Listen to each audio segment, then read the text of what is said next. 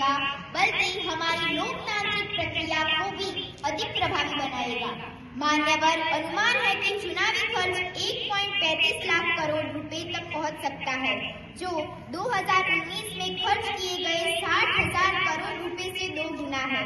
यह आंकड़ा centre for media studies CMS की अध्यक्ष एन भास्कर राव द्वारा प्रस्तुत किया गया है, जो एक प्रतिष्ठित गैर लाभकारी संस्था है। 66 करोड़ मतदाताओं के आधार पर प्रति मतदाता खर्च लगभग 1,400 रुपये होने का अनुमान है। यह 2020 में अमेरिका के राष्ट्रपति चुनाव के खर्च को 14.4 मिलियन अमेरिकी डॉलर या 1.2 लाख करोड़ रुपए था को भी पार कर गया है। यह आंकड़े वाशिंगटन DC स्थित जो चुनावी वित्त और लॉबिंग पर डेटा ट्रैक करता है द्वारा प्रदान किया गया है। इन तथ्यों को ध्यान में रखते हुए यह स्पष्ट है कि बार-बार चुनाव कराने से धन, समय और संसाधनों का अत्यधिक दुरुपयोग होता है। इसके बजाय एक साथ चुनाव कराने से इन संसाधनों का उपयोग शिक्षा, स्वास्थ्य, बुनियादी ढांचे और अन्य विकास परियोजनाओं में किया जा सकता है। साथ ही यह व्यवस्था सरकार के निर्णय लेने की प्रक्रिया में स्थिरता और निरंतरता सुनिश्चित करेगी। बार-बार चुनावों में कारण उत्पन्न होने वाली प्रशासनिक चुनौतियों और नीतिगत ठहराव भी समाप्त होंगे। अंततः मैं संसद से आग्रह करना चाहती हूँ कि वन नेशन वन चुनाव को गंभीरता से लिया जाए, ताकि यह कदम हमारे देश की प्रगति और लोकतांत्रिक प्रणाली को और अधिक सशक्त बनाए। धन्यवाद।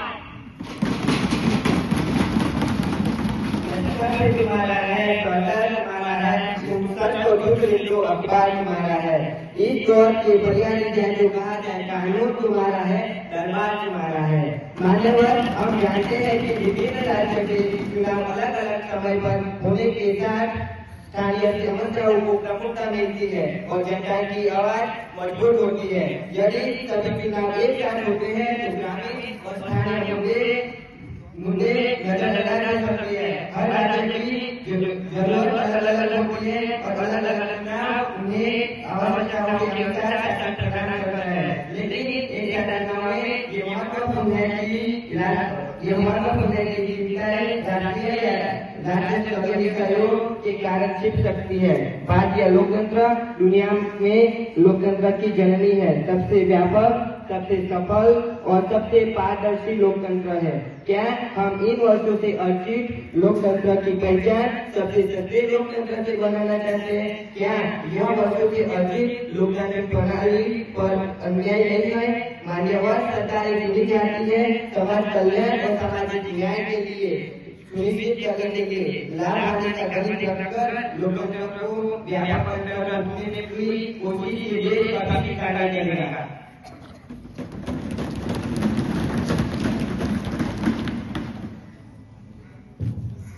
मान्यवर, विपक्ष ने एक साथ चुनाव के विचार पर चिंताएं व्यक्त की है, लेकिन यह आवश्यक है कि हम इस विषय को तथ्यों और राष्ट्रीय हित के व्यापक परिप्रेक्ष्य में देखें। हम मानते हैं कि भारत विश्व के सबसे बड़े और सबसे सफल लोकतंत्र में से एक है। लोकतंत्र की यह पहचान वर्षों की मेहनत और बलिदान से अर्जित की गई है, लेकिन इसका मतलब यह तो नहीं कि हम अपनी लोकतांत्रिक प्रक्रियाओं को और प्रभावशाली और समावेशी बनाने के प्रयासों को ठुकरा दें। मान्यवर, बार बार चुनाव न केवल वित्तीय और प्रशासनिक संसाधनों का अत्यधिक उपयोग करते हैं, बल्कि शासन और विकास कार्यों को भी बाधित करते हैं। स्थानीय और ग्रामीण मुद्दे हमारे लिए उतने ही महत्वपूर्ण हैं और एक साथ चुनाव से इन मुद्दों पर ध्यान कम होने से संभावना का कोई ठोस परिणाम नहीं है। इसके विपरीत एक साथ चुनाव न केवल राजनीतिक स्थिरता प्रदान करेगा, बल्कि संसाधनों को कुशलतापूर्वक विकास कार्यों में लगाने में मदद करेगा। मान्यवर, यह कहना कि एक साथ चुनाव लोकतांत्रिक मूल्यों के साथ अन्याय होगा एक गलत धारणा है।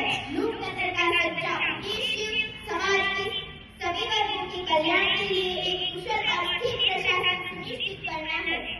बार-बार चुनाव के कारण शासन अक्सर बाधित होता है और नीति निर्माण लंबित रह जाता है। यह हमारे लोकतंत्र को सस्ता बनाने का नहीं, बल्कि प्रभावी और समावेशी बनाने का प्रयास है। एक साथ चुनाव जनता को चुनावी प्रक्रिया जटिलता से मुक्त कर उन्हें प्रशासनिक और विकासात्मक मुद्दों पर ध्यान केंद्रित करने का अवसर देगा। मान्यवर, यह निर्णय न तो व्यापारिक गणित है, न तो लोकतंत्र पर कोई थोपने का प्रयास। यह भारतीय लोकतंत्र को अगले स्तर पर ले जाने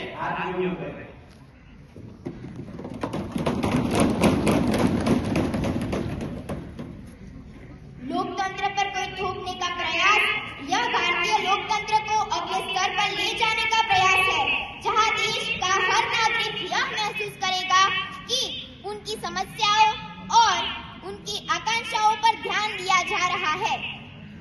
सरकार इस बात को सुनिश्चित करने के लिए प्रतिबद्ध है कि